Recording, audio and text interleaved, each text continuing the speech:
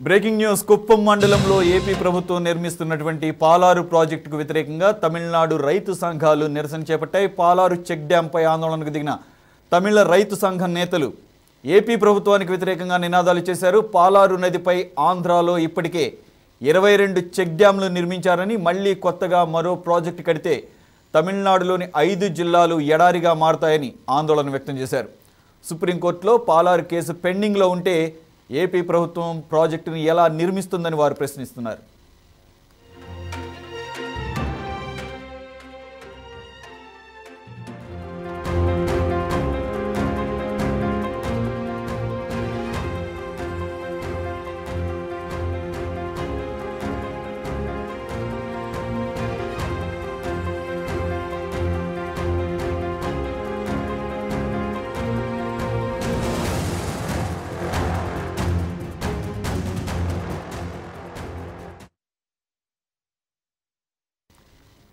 చూస్తున్నాం, కుప్పం మండలంలో ఏపీ ప్రభుత్వం నిర్మిస్తున్నటువంటి పాలారు ప్రాజెక్టుకు వ్యతిరేకంగా తమిళనాడు రైతు సంఘాలు నిరసన చేపట్టాయి. అలాగే పాలారు చెక్ డ్యాంపై ఆందోళనకు దిగి ఏపీ ప్రభుత్వానికి వ్యతిరేకంగా నినాదాలు చేస్తున్నారు. కంప్లీట్ డీటెయిల్స్ మా ప్రతినిధి కాశీరావు అందిస్తారు. కాశీరావు, అసలు ఈ పాలారు ప్రాజెక్టు ఇష్యూ ఏంటి? Complete details. సురేష్, ఈ కుప్పం తమిళనాడు సరిహద్దుల్లోని పాలారు ప్రాజెక్టు వివాదం మళ్లీ తెర మీదకి వచ్చింది.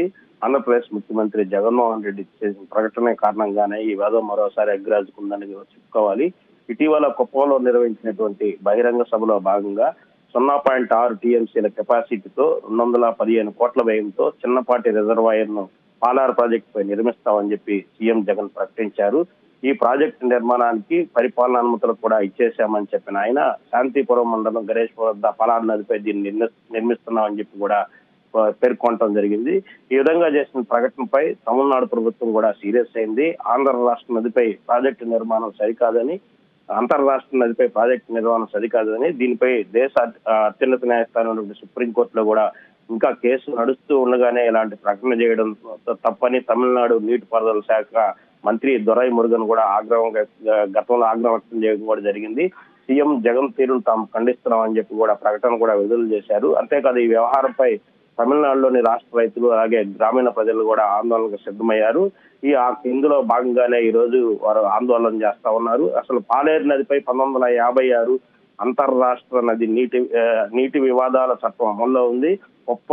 ఒప్పంద నిబంధనల ప్రకారం ఎగువ రాష్ట్రం దిగువ రాష్ట్ర అనుమతి లేకుండా నదీ జలాలను అడ్డుకోవడానికి, ఆనకట్ట నిర్మాణం లేదా నిర్మాణం ఎత్తు పెంచడానికి అనుమతులు లేకుండా చేయకూడదు. అయితే పాలారు నదిపై ఏపీ ప్రభుత్వం నీటిపారుదల ఆనకట్ట నిర్మించాలని చూస్తోంది.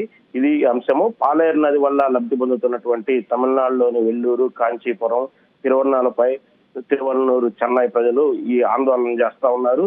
ఇక ఈ ఆంధ్ర సరిహద్దులోని కుప్పం మండలం పెదవంక కనకనాచమ్మ ఆలయం వద్ద ఈ పాలేరు చెక్ డ్యాం పై తమిళనాడు వ్యవసాయ సంఘం నేతలు ఈ రోజు నిరసన పూనుకున్నారు. ఆంధ్రాలో కేవలం అంటే పాలారు నది ఆంధ్రాలో కేవలం 33 కిలోమీటర్లు ప్రవహిస్తే తమిళనాడులో 222 కిలోమీటర్ల మేరకు ప్రవహిస్తుందని చెప్పి దీనివల్లే పాలారు తమిళనాడుకు సొంతం అని చెప్పి కూడా వాళ్ళు నినాదాలు చేయడం జరిగింది.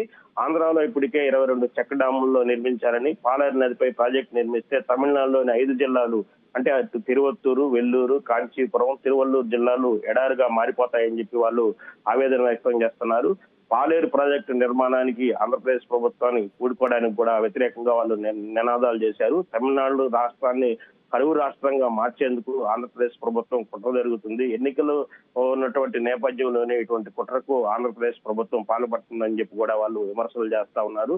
సుప్రీంకోర్టులో పాలేరు కేసు పెండింగ్ లో ఉంటే ఏపీ ప్రభుత్వం ఎలా ప్రాజెక్టు నిర్మిస్తుందని చెప్పి కూడా వాళ్ళు ప్రశ్నిస్తా ఉన్నారు. అయితే ఆంధ్రప్రదేశ్ ప్రభుత్వం పాలేరు ప్రాజెక్టు నిర్మిస్తే తమిళ రైతులు ప్రాచీన రాజుల మాదిరిగా యుద్ధం చేసి ప్రాజెక్టుని బద్దలు కొడతామని చెప్పి కూడా తమిళనాడుకు సంబంధించినటువంటి వ్యవసాయ సంఘం అధ్యక్షుడు వేణుస్వామి కూడా చెప్తున్నారు. ముఖ్యంగా ఆంధ్రప్రదేశ్ ముఖ్యమంత్రి ప్రకటన వల్లే ఈ